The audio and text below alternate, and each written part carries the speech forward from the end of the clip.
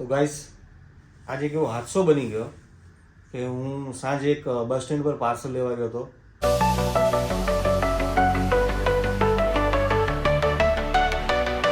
Hello YouTube family, કેમ છો બધા? મજામાં? તો મજામાં જ છો. ગુડ મોર્નિંગ, જય શ્રી કૃષ્ણ, હર હર મહાદેવ.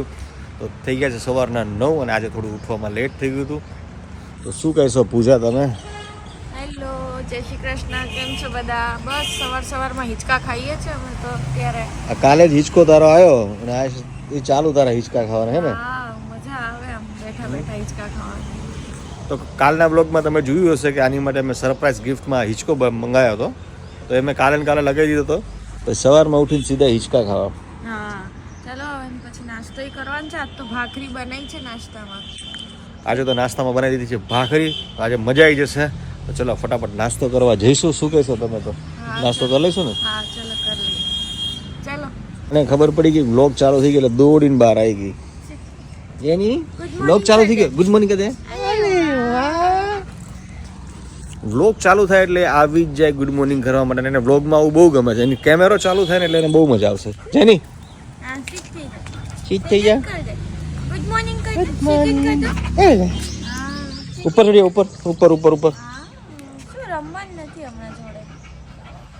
જેની હાઈ કર દે. રમવું છે. તો ચલો ફટાફટ નાસ્તો કરી લઈએ પહેલા. તો ચલો. તો આવી ગયો છે ટેબલ ઉપર ભાખરી અને ચા. તો ચલો ફટાફટ નાસ્તો કરી લઈએ, પછી મળીએ.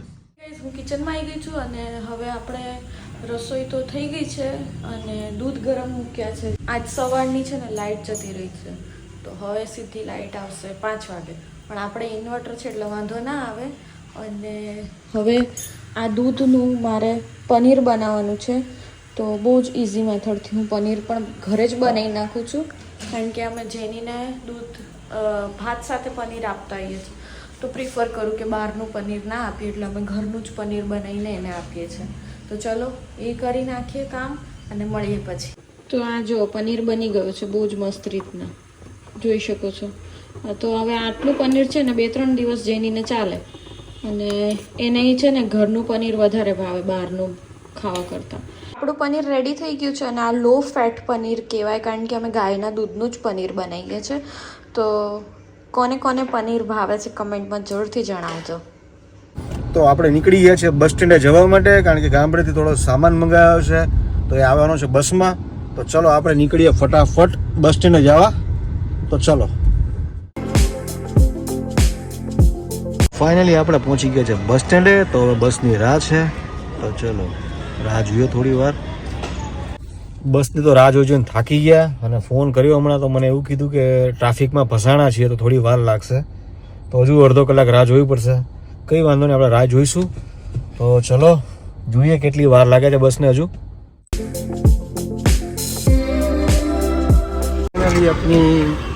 ફાઇનલી બસ આપણી આવી ગઈ છે. તો ચલો ફટાફટ લઈ લઈએ.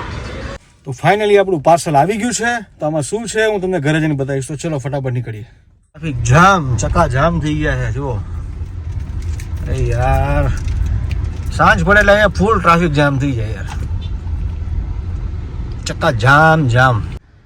તો ગાઈસ આજે કેવો હાદસો બની ગયો કે હું સાંજે એક બસ સ્ટેન્ડ પર પાર્સલ લેવા ગયો હતો કે જે મેં ગામડેથી મંગાવ્યું હતું. રિટર્ન જ્યારે હું થયો ઘરે ત્યારે પૂજાનો મને ફોન આવ્યો. મને કીધું જલ્દી અર્જન્ટ ઘરે આવો. મેં કીધું શું થયું? તો મને કીધું જલ્દી ઘરે આવો, ઘરે કુકર બ્લાસ્ટ થયું છે. જ્યારે હું ઘરે આવ્યો ત્યારે પૂજા મને બધી વાતચીત કરી મને કે આવી રીતે થયું. એણે શું કર્યું હતું કે આજે મેં એને કીધું હતું, મેં કીધું મને આજે આપણે પેલું શું કહેવાય એને, કઢી ભાત મેં એને ખાવાનું કીધું હતું કે મારે જે કઢી ભાત ખાવા તું મને બનાવી આવ. તો એને કઢી ભાત મૂક્યા હતા. તો જ્યારે એને કઢી ભાત મૂક્યા ને તો એ કઢીને વઘાર કરવા માટે મીઠો લીમડો અને મરચાં લેવા માટે ફ્રીઝમાં ગઈ. જેવું એને ફ્રીઝ કર્યું ને એવું પાછળથી કુકર આખું બ્લાસ્ટ થઈ ગયું. તો પૂજા આ ટાઈમે મરતા બચી જ ગઈ, કારણ કે વઘાર કરવા ગયો, સામાન લેવા ફ્રીજ ખોલ્યું એને એટલી વારમાં કુકર આખું બ્લાસ્ટ થયું. તો મારે કેવું છે કે આ સાઈડ પ્લેટફોર્મ છે અને આ બાજુની સામે ફ્રીજ છે. તો કુકર જ્યારે આ સાઈડ પૂજા આવી ત્યારે આખું કુકર બ્લાસ્ટ થયું. મેં આમાં વિડીયો તો મારે લેવાનો નથી, બટ મારા ઘરે કિચનની પાછળ એક કેમેરો છે બહારની સાઈડમાં. તો ત્યાં એ કેમેરામાં એનો ખાલી સાઉન્ડ સંભળાનો બ્લાસ્ટનો. અને મેં બે ફોટા પાડ્યા છે, એ ફોટા બી હું આમાં મૂકું છું, તમે જોજો. કારણ કે હું તો એટલી ગાઈસ ડરી ગઈ હતી એ ટાઈમમાં, કઈ ભાન ના રહે ને આપણને કે આપણે વિડીયો લેવાનું કે આવું બધું લેવાનું. હું તો રડતા રડતા મેં અંકિતને ફોન કર્યો. મને થયું કે આ તો હવે ગયું જ, કારણ કે એટલું ક્ષણભરમાં એટલી જોરનો ફાઇટો છે. અને અત્યારે વાગી ગયા છે રાતના 8:30 વાગ્યા છે. પછી એ કિચનની અંદર રસોડામાં જેવું ગઈ જ નથી, કારણ કે એને ડર બેસી ગયો કે અંદર કંઈક થશે. હવે એ બધું તો તમે ફોટો જોશો એટલે ખબર પડશે. એણે કુકરમાં ભાત મૂક્યા હતા, બાજુના કુકરમાં જેની માટે ભાત મૂક્યા હતા, એ બધું ઉડી ગયું. પણ હવે કે હું આજે રસોઈ નહીં બનાવું, એટલે આજે એનું મૂડ જ નથી અને બહુ રડી છે. તો હું ફોટા મૂકીશ અંદર અને એનો સાઉન્ડ મૂકીશ. જે કુકર બ્લાસ્ટ થયો હતો ત્યારે અવાજ આવ્યો છે એ તમે એકવાર જરૂરથી જોજો. અને આજે તો પૂજા સાચે મરતા મરતા બચી છે. આમાં એ ઉપરવાળાની મહેરબાની કહેવાય કે એ ત્યાંથી દૂર હતી અને એ ત્યારે જ બનાવ બન્યો. મતલબ કે તમે જુઓ ને, એક 10 સેકન્ડનો ફેર હશે. સેકન્ડ્સનો ફેર. એ પૂજા ખાલી મરચા અને લીમડો લેવા માટે ફ્રીજમાં આવી, પાછળ ફરી, એટલી જ વારમાં બ્લાસ્ટ થઈ ગયો. જાણે એવું લાગે કે બોમ્બ ફૂટ્યો હોય ને. અને એનો અવાજ એટલો ખતરનાક હતો કે અમારા પાછળ ને અમારી બાજુમાં જે લોકો રહે છે એ બધા બી દોડીને આવી ગયા કે શું થયું. એ લોકોને એમ થયું કે બોટલ ગેસની ફાટી કે શું. તમે જ્યારે પણ આવું કુકરમાં કોઈ વસ્તુ એવી હોય ને, હવે એમાં કેવું ભાત હોય, વસ્તુ ક્યારેક સિટીની અંદર જતો રહે તો પછી હવા પ્રેશર નીકળવાનો મળે નહીં મોકો. અને એકદમથી આપણે ધીમા તાપે તો રાખ્યો તોય એને આપણને ખબર ના હોય ને કે આવી રીતના થશે ને, એકદમથી એ તો ફાટ્યું. એટલે આપણે તો કદી વિચાર્યું ના હોય એવું બને.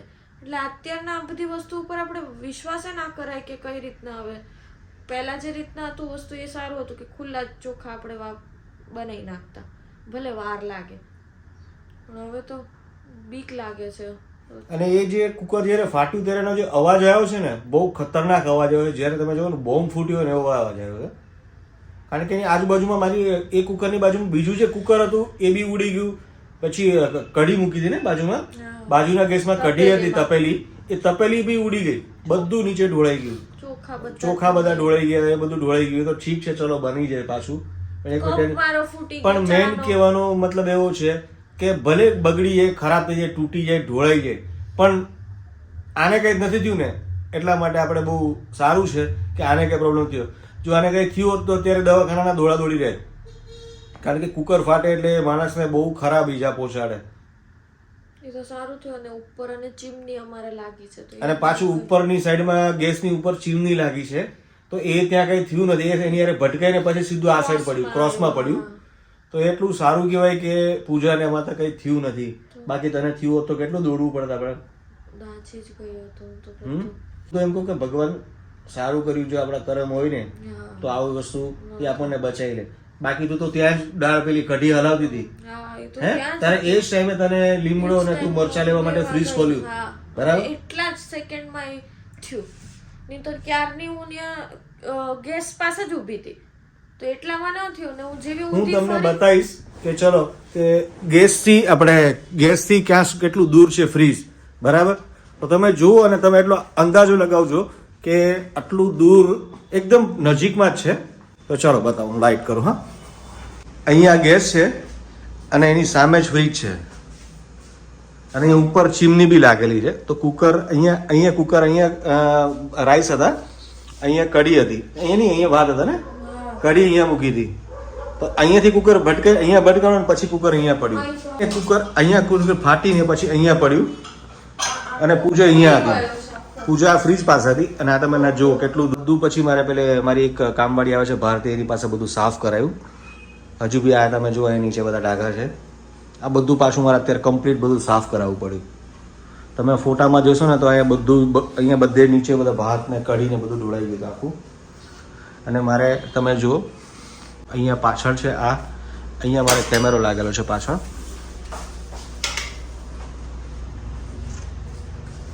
અહીંયા પાછળ તમને કેમેરો દેખાશે. આ કેમેરામાં કેપ્ચર થયું હતું, મતલબ કે સાઉન્ડ આમાં સંભળાનો હતો. જે અવાજ આવ્યો ને એ અવાજ આમાંથી મને સંભળાનો હતો. આ પૂજા તું માંડ બચી છું. તો મને એવું લાગે છે, આપણે કહીએ ને કે સારા વસ્તુ કરો, સારા કર્મ કરો. તો 3-4 દિવસથી છે ને અમારે ત્યાં 2 પેલા વાછડા હોય ને એ છૂટા પડી ગયા હતા. મને એ લોકોને જોઈને કાંઈ દયા આવતી હતી કે આ બિચારા છૂટા પડી ગયા તો લાય રોટલી આપી દઉં. 3 દિવસથી આવતા ને તો એને રોટલી આપતી. એ લોકો 3 દિવસથી આવતા હતા અહીંયા તો પૂજા એને 3 દિવસથી બંનેને રોટલી ખવડાવતી હતી, પાણી પીવાનું. તો એ હા, એ લોકોને ટાઈમે સવારમાં, પછી બપોરે 12 વાગે, પછી સાંજે 4-5 વાગે અને રાત્રે.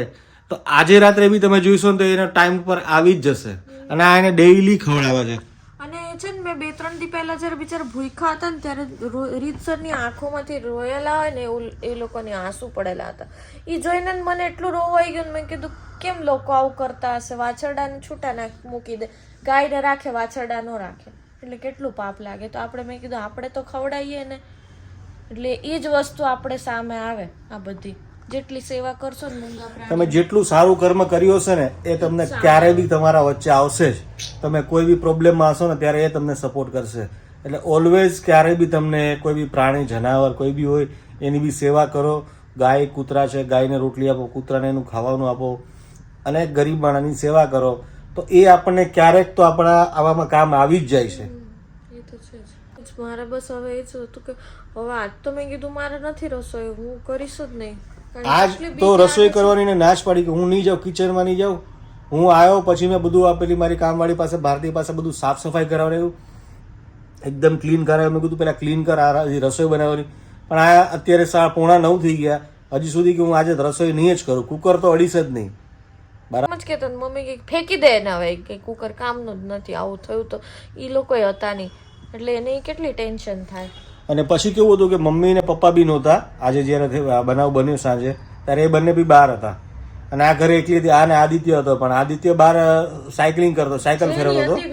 એને ખાલી જેની 2 જ ઘરે હતા. તો જેની બી ડરી ગઈ, જેની એ બધું જોયું ને એ બી ડરી ગઈ કે આ શું થયું એમ. કારણ કે અવાજ જ એટલો ખતરનાક આવ્યો હતો કે ડરી ગઈ એનાથી. તો આજનો દિવસ તો થોડો ખરાબ છે.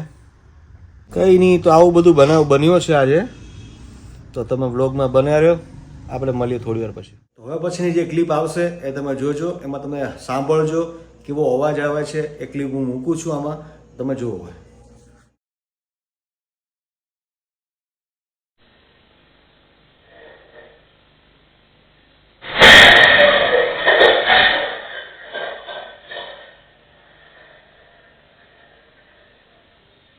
ફાઇનલી ગાઈસ જમવાનું આવી ગયું છે, તો ચલો જમી લઈએ. અને આજનો વ્લોગ આપણે અહીંયા જ એન્ડ કરીશું. આજનો વ્લોગ કેવો લાગ્યો કોમેન્ટ કરીને જરૂર જણાવજો. નવા હો તો સબસ્ક્રાઈબ કરી લેજો. બાકી હર હર મહાદેવ, જય શ્રી કૃષ્ણ, બાય બાય.